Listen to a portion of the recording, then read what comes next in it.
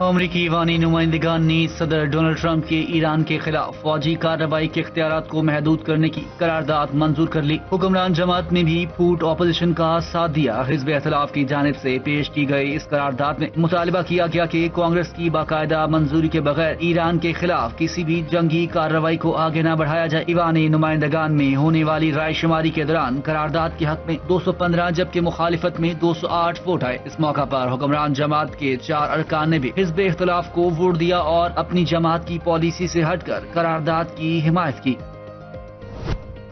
ایران کے خلاف دوبارہ جنگ نہیں کریں گے، امریکی صدر ڈونلڈ ٹرمپ کی اپنے مشیروں سے گفتگو۔ امریکی اخبار کے مطابق ٹرمپ نے کہا جب تک ایران کی جانب سے امریکی فوجوں کو نشانہ نہیں بنایا جاتا جنگ نہیں ہوگی۔ وائٹ ہاؤس میں میڈیا سے گفتگو کرتے ہوئے امریکی صدر نے کہا ہم ایران کے ساتھ جنگ ختم کرنے کے معاہدے پر دستخط کے قریب ہیں، مذاکرات اچھے جا رہے ہیں، ممکن ہے کہ ہفتے کے آخر تک کوئی پیش رفت ہو، معاہدہ ہوتے ہی اب نئے ہرمز کھل جائے گی۔ صدر ٹرمپ نے کہا ایران کے ساتھ مذاکرات دنوں میں طے پا سکتے ہیں۔ افزودہ یورینیم امریکہ کے حوالے کرنے پر بات جاری ہے۔ انہوں نے کہا حزب اللہ نے یقین دہانی کروائی ہے کہ وہ اسرائیل پر حملہ نہیں کرے گا۔ ایران کے نئے سپریم لیڈر مذاکرات سے متعلق منظوری دے رہے ہیں اور ممکن ہے کہ مستقبل میں کسی موقع پر ان سے ملاقات بھی ہو۔ ڈونلڈ ٹرمپ نے ایک انٹرویو میں کہا اب نئے ہرمز کا معاملہ جلد حل ہو جائے گا جبکہ ایران سے متعلق تنازع ختم ہونے کی صورت میں ایندھن کی قیمتوں میں کمی آئے گی۔ امید ہے مستقبل قریب میں فیول کی قیمتیں کم ہوگی۔ ڈونلڈ ٹرمپ نے اسرائیلی وزیر اعظم نیتن یاہو سے لبنان جنگ کے معاملے پر تلخ گفتگو کی بھی تصدیق کی اور کہا کہ وہ لبنان کے ساتھ مسلسل جنگ جاری رہنے پر ناخوش تھے۔ امریکی صدر ٹرمپ نے اسرائیلی وزیر اعظم نیتن یاہو کو مطالبات نہ ماننے پر جیل بھیجنے کی دھمکی دے دی۔ عرب میڈیا نے اسرائیلی کاروباری شخصیت کے حوالے سے دعویٰ کیا کہ صدر ٹرمپ نے نیتن یاہو کے بیٹے یائر کو امریکہ سے بے دخل کرنے اور امریکہ میں موجود خاندانی اثاثے منجمد کرنے کی دھمکی بھی دی اور سارہ نیتن یاہو سے شوہر کو مطالبات ماننے پر آمادہ کرنے کا کہا۔ اسرائیلی وزیر اعظم کی اہلیہ نے شوہر پر شدید دباؤ ڈالا جس پر نیتن یاہو نے ٹرمپ سے رابطہ کیا۔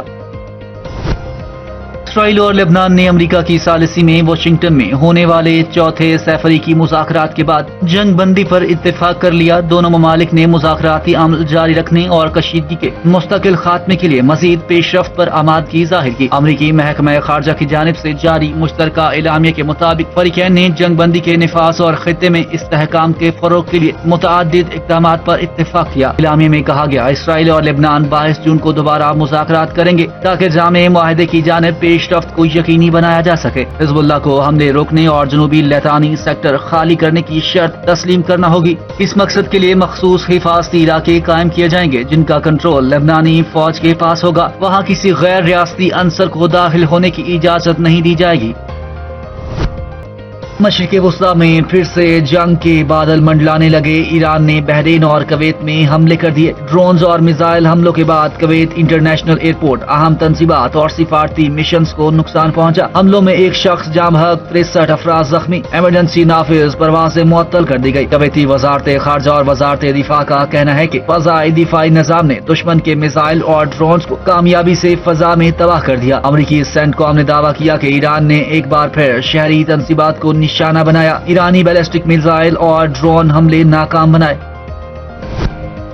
کسی بھی جارحیت کا فیصلہ کن اور عبرت ناک رد عمل دیں گے ایرانی پارلیمنٹ کے اسپیکر محمد باقر کالباف کا جواب۔ کہا امریکہ اور اسرائیل کے خلاف ایرانی قوم نے ثابت کیا ہے کہ ایران کو دھمکیاں دینے کا دور ختم ہو چکا۔ اس سے قبل ان کا کہنا تھا کہ اگر اسرائیل نے لبنان پر حملے نہ روکے تو ایران نہ صرف امریکہ سے مذاکرات روک دے گا بلکہ ان حملوں کے خلاف مضبوطی سے کھڑا ہوگا۔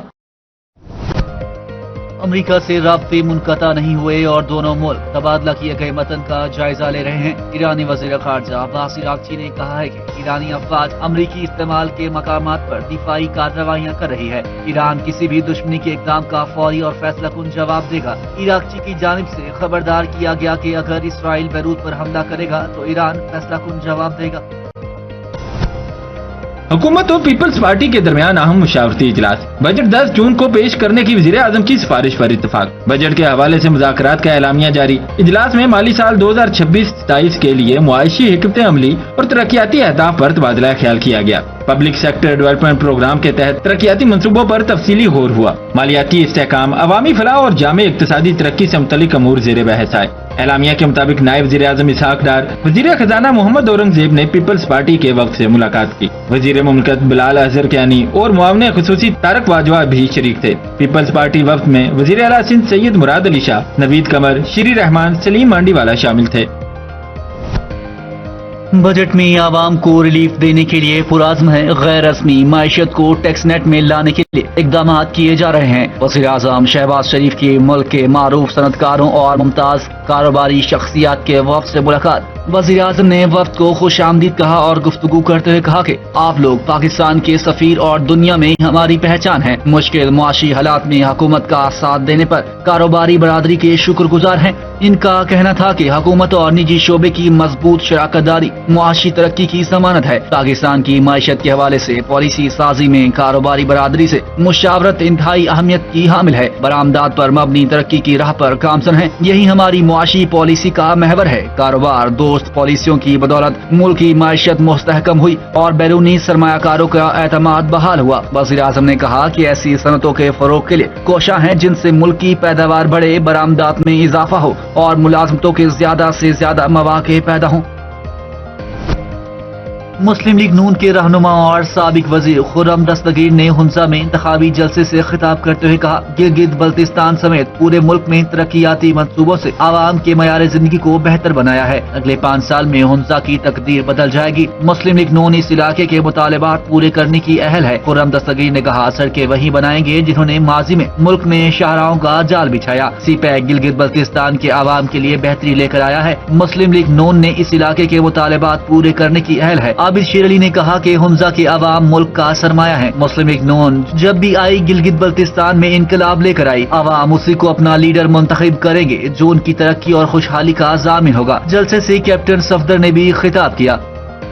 بلاول بھٹو زرداری نے وفاق سے دیامیر بھاشا ڈیم مکمل کرنے کا دعویٰ کر دیا۔ گلگت بلتستان کے علاقے چلاس میں انتخابی جلسے سے خطاب کرتے ہوئے کہا، نریندر مودی حکومت آبی جاریت کر رہی ہے۔ وزیر اعظم شہباز شریف صاحب، ہم نے لاہور سپیڈ کا سنا ہے، دیامیر کی عوام کو بھی شہباز سپیڈ دکھائیں۔ کہا، صدر زرداری کی حکومت سازش کے تحت ختم نہ کی گئی ہوتی تو دیامیر بھاشا ڈیم بن چکا ہوتا، 18ویں ترمیم نہ ہوتی تو یہ موٹر وے وغیرہ نہیں بنا سکتے تھے۔ اپنے خطاب میں کہا، شہید محترمہ غریبوں کی آواز تھی، سازشی عناصر نے انہیں بھی شہید کر دیا۔ چیئرمین پیپلز پارٹی نے کہا، گزشتہ الیکشن میں پیپلز پارٹی کو سب سے زیادہ ووٹ ملے تھے۔ پیپلز پارٹی صرف عوام کی طرف دیکھ رہی ہے۔ 7 جون کو عوام کی طاقت سے جیتیں گے۔ کیا آپ تعلیم چاہتے ہیں؟ ہاتھ اٹھا کر مجھے بتائیں، کیا آپ روزگار چاہتے ہیں؟ کیا آپ ایک روشن مستقبل چاہتے ہیں؟ اس لیے ہم چاہتے ہیں کہ پورے گلگت بلتستان میں بہترین تعلیمی ادارے بنے۔ صرف بلاول بھٹو زرداری وہ ایک لیڈر ہے جو آپ کے سوچتے ہیں، چاہے مسئلے روزگار کا ہو، تعلیم کا ہو، صحت کا ہو یا ترقی کا، ان کا مقصد صرف ایک ہوتا ہے، عوام کی بہتری۔ عوام کی فلاح و بہبود پیپلز پارٹی کا مشن ہے۔ گلگت بلتستان کے نوجوانوں کو تعلیم اور روزگار کے بہترین مواقع فراہم کریں گے۔ خاتون اول آصفہ بھٹو زرداری کا ہنزا کے علاقے علی آباد میں جلسے سے خطاب، کہا، گلگت بلتستان کے عوام کو صحت کی بہتر سہولتیں فراہم کریں گے۔ عوام اپنے مستقبل اور حقوق کے لیے تیر پر ٹھپا لگائیں۔ آصفہ بھٹو زرداری نے کہا، شہید ذوالفقار علی بھٹو نے عوام کے حقوق کے لیے جدوجہد کی۔ بلاول بھٹو اپنے نانا اور ماں کا مشن آگے بڑھا رہے ہیں۔ پنجاب ایگریکلچر میکنائزیشن کے دور میں داخل، وزیر اعلیٰ پنجاب مریم نواز شریف کی جانب سے زرعی شعبے کی جدید خطوط پر ترقی کے لیے کیے گئے اقدامات کے مثبت نتائج سامنے آنا شروع۔ گرین ٹریکٹر اسکیم کے تحت ہائی پاور گرین ٹریکٹر، جدید کمبائنڈ ہارویسٹر اور سپر سیڈر جیسی جدید زرعی مشینری کھیتوں میں پہنچنا شروع ہو گئی۔ اسکیم کے تحت 9,500 ہائی پاور ٹریکٹرز پر 10 لاکھ روپے تک سبسڈی، جبکہ 50 سے 65 ہارس پاور کے 10,000 ٹریکٹرز کسانوں کو 5 لاکھ روپے سبسڈی کے ساتھ دیے جا رہے ہیں۔ 2,200 ہائی ٹیک کمبائنڈ ہارویسٹر بھی کسانوں کو بلا سود قرضوں پر فراہم کیے گئے، جبکہ گندم کی کٹائی کے لیے 50 جدید کمبائنڈ ہارویسٹر استعمال میں لائے گئے۔ چاول کی کاشت میں ماحول دوست طریقوں کو فروغ دینے کے لیے 5,000 سپر سیڈر کسانوں میں تقسیم کیے گئے۔ पंजाब भर में 8,32,000 से जायद काश्तकारों को किसान कार्ड जारी। अदाद-ओ-शुमार के मुताबिक काश्तकारों ने मजमूई तौर पर 2 अरब 54 करोड़ रुपए के कर्जे इस्तेमाल किए। वजीर आला पंजाब मरियम नवाज शरीफ का कहना है कि किसान कार्ड के जरिए पंजाब के काश्तकार की किस्मत बदल रही है। पंजाब का काश्तकार अब किसी आड़ती का मकरूज नहीं होगा, सर उठा कर जिएगा। पंजाब के काश्तकार को माली खुदमुख्तारी और खुशहाली की राह पर देखना मेरा ख्वाब है। मरियम नवाज शरीफ का कहना था कि काश्तकार भाइयों ने ज़राई कर्जों की बर वक्त अदायगी करके शानदार मिसाल कायम की। अदाद-ओ-शुमार के मुताबिक 5,38,000 काश्तकारों से 67 अरब रुपए वसूल किए जाना थे, जिनमें 86% रिकवरी हो चुकी, जबकि काश्तकारों ने 57 अरब रुपए की अक़सात अदा कर दी।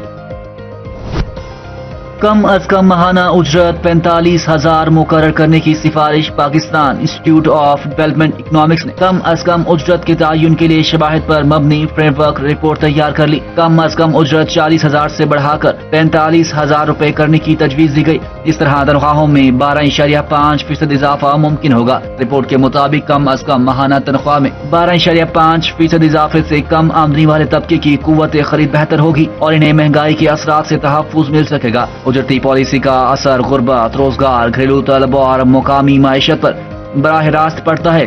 इसलिए कम अज कम उजरत का मामला अब सिर्फ लेबर डिपार्टमेंट तक महदूद नहीं रहा।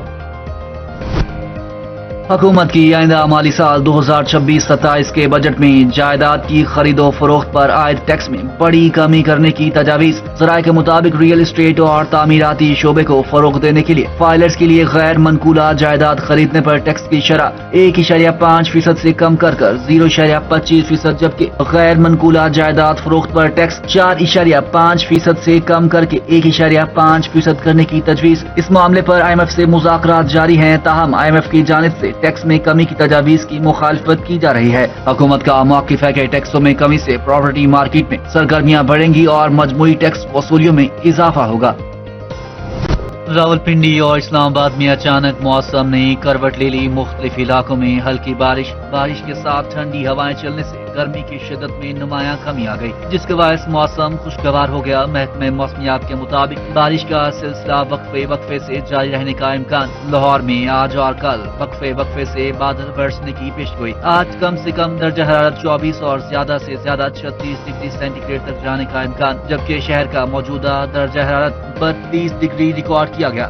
रावलपिंडी, मरी, गलियात, अटक, चकवाल, जहलम, गुजरात, गुजरांवाला, सियालकोट, साहिवाल, फैसलाबाद, सरगोदा, मियांवाली, मुल्तान समेत दीगर शहरों में भी बारिश का इम्कान है। ICC ने वनडे क्रिकेट में खिलाड़ियों की नई रैंकिंग जारी कर दी। कौमी टीम के साबिक कप्तान बाबर आजम 6ठे नंबर पर बराजमान। सलमान अली आगा की 5 दर्जे तनज़्ज़ुली 14वें नंबर पर चले गए। न्यूजीलैंड के डेरल मिचेल का पहला नंबर बरकरार। भारत के विराट कोहली दूसरे और अफगानिस्तान के इब्राहिम ज़ादरान तीसरे नंबर पर। ICC वनडे बॉलर्स की फहरिस्त में अफगानिस्तान के राशिद खान की पहली position, English bowler Jofra Archer दूसरी और जनूबी अफ्रीका के केशफ महाराज का तीसरा नंबर है। पाकिस्तानी स्पिनर इब्रार अहमद की 7 दर्जे तरक्की चौथी पोजीशन पर आ गए। शाहीन अफरीदी 4 दर्जे तरक्की की बदौलत 13वें नंबर पर आ गए। ICC ऑलराउंडर्स की फहरिस्त में अफगानिस्तान के अजमतुल्लाह पहले नंबर पर है। जिम्बाब्वे के सिकंदर रजा दूसरे और अफगानिस्तान के मोहम्मद नबी का तीसरा नंबर है।